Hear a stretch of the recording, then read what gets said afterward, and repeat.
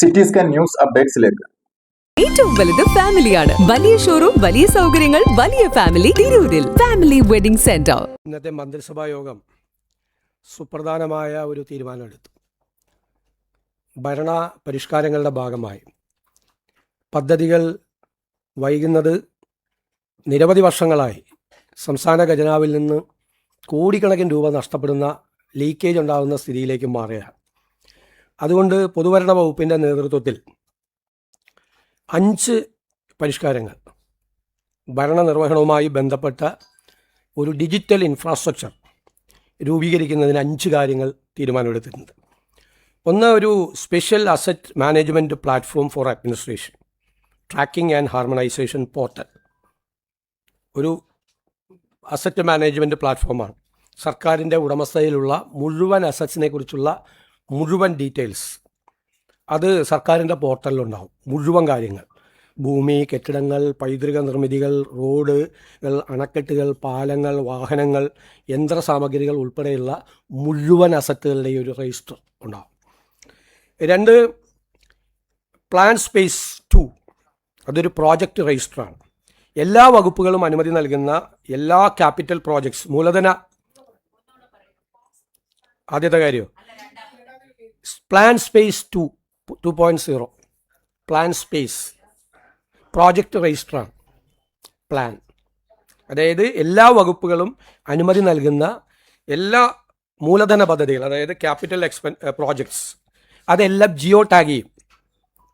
അതിന് ഒരു GIS അധിഷ്ഠിത പ്രോജക്റ്റ് രജിസ്റ്റർ മൊഡ്യൂൾ ഉൾപ്പെടുത്തി നിലവിലുള്ള പ്ലാൻ സ്പേസ് 2 പ്ലാറ്റ്ഫോം വിപുലീകരിക്കാനാണ് ലക്ഷ്യമിടുന്നത്.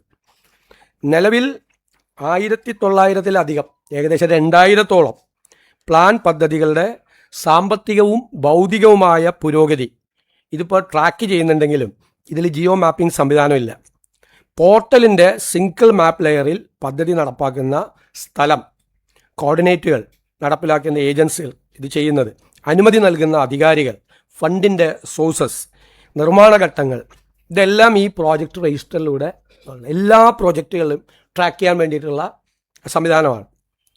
3, ഗവൺമെൻറ് സ്ഥാപനങ്ങളുടെ സമഗ്രമായ ഒരു രജിസ്ട്രി, ഒരു അസറ്റ് രജിസ്റ്റർ. 591 ഇൻസ്റ്റിറ്റ്യൂഷൻസ് ഉണ്ട് സർക്കാരിൻ്റെ കീഴിൽ.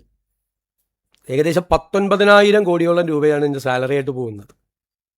പലതും പല കാലത്ത് രൂപീകരിച്ച സ്ഥാപനങ്ങളാണ്. ആ ഉദ്ദേശ ലക്ഷ്യങ്ങൾ കഴിഞ്ഞിട്ടും പല രീതിയിൽ അത് തുടരുകയാണ്.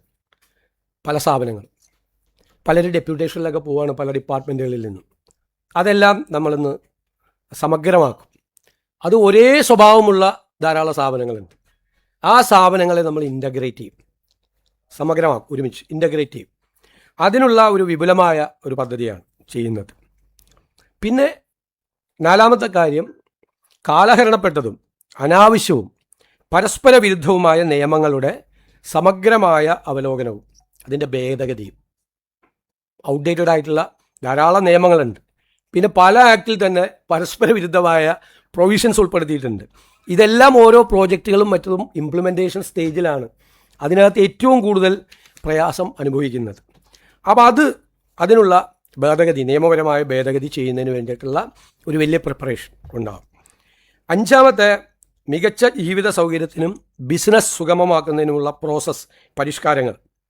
അതായത് ബിസിനസ്സുകൾ ആയിട്ട് വരുന്നവരൊക്കെ കേരള സർക്കാരുമായി നടത്തുന്ന ഇടപെടലുകളിൽ ലളിതമാക്കുന്നതിനായിട്ട് നിയമങ്ങൾ, ചട്ടങ്ങൾ എന്നിവ ആധുനികവൽക്കരിക്കുന്നതിന് വേണ്ടിയിട്ടുള്ള സംസ്ഥാനതല പ്രോസസ് റീ എഞ്ചിനീയറിംഗ് പരിപാടിയാണ്. അതായത് ധനകാര്യം, നിയമം, നികുതി, വ്യവസായം, റവന്യൂ, തദ്ദേശ സ്വയംഭരണ തുടങ്ങിയ പ്രധാന വകുപ്പുകളിലെ പരമ്പരാഗതമായ രീതികൾ പലപ്പോഴും പല ഫയലുകളായി പോകുന്നതിനും അനാവശ്യമായ പേപ്പർ സമർപ്പണത്തിനും ഒന്നിലധികം പരിശോധനാ ഘട്ടങ്ങൾക്കും അനാവശ്യമായ ഓഫീസ് സന്ദർശനങ്ങൾക്കും ഇത് കാരണമാകുന്നു.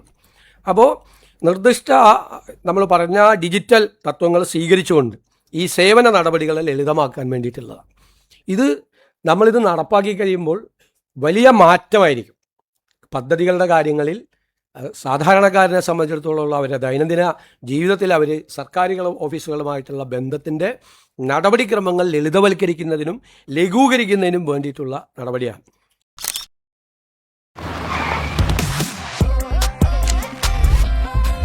ഇവിടെ എല്ലാം കിട്ടുമോ?